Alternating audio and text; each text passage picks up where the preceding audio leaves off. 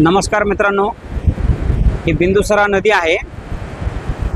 बीडमध्ये भरपूर पाऊस झालेला आहे।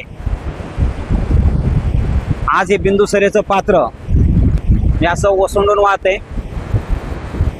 शेतकऱ्यांची जी वस्ती या भागामध्ये आहे आणि समोर पाली गाव आहे।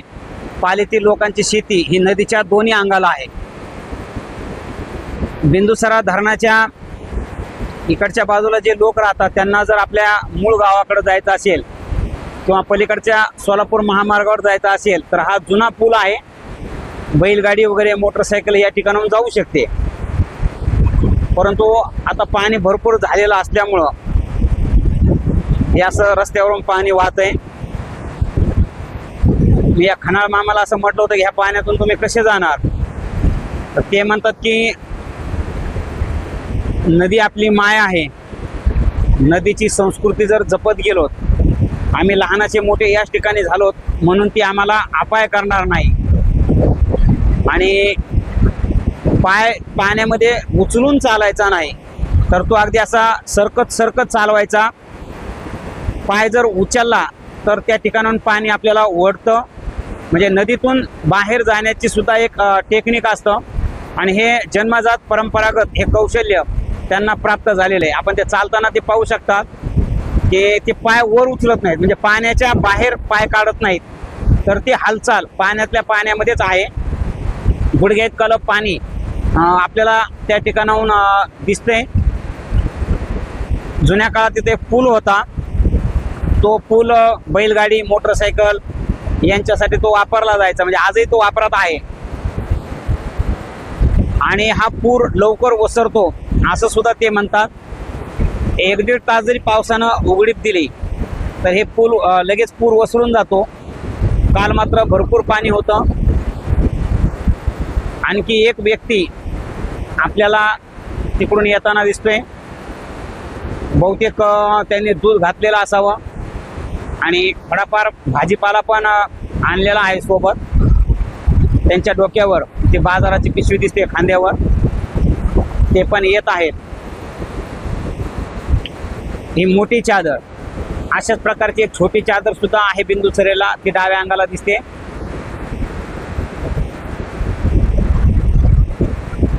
हे दोघं जण कष्टकरी शेतकरी आपल्या स्वतःच्या शेतातून ते बाहेर गेलेले आहेत। पालीमध्ये त्यांचे नातलग आजारी आहेत आणि त्यांना भेटायला ते चाललेले आहेत।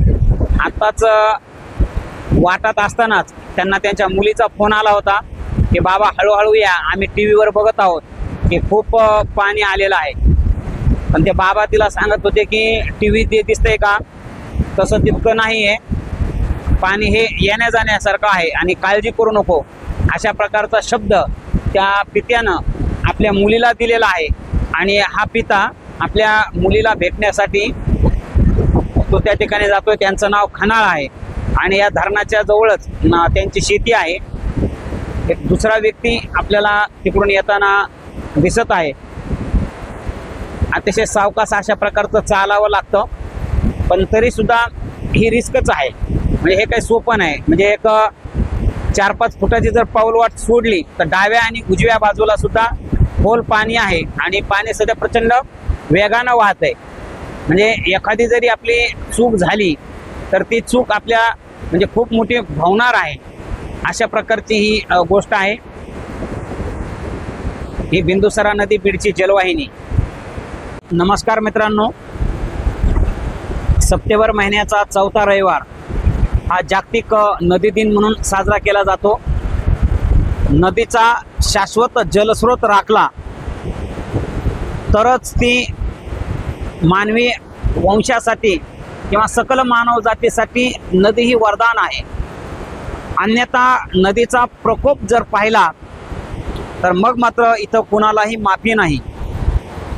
ही आहे बिंदुसरा नदी, जिचा उगम बीड जिल्ह्यामध्येच होतो आणि जिचा अंतही हा बीड जिल्ह्यामध्येच आहे।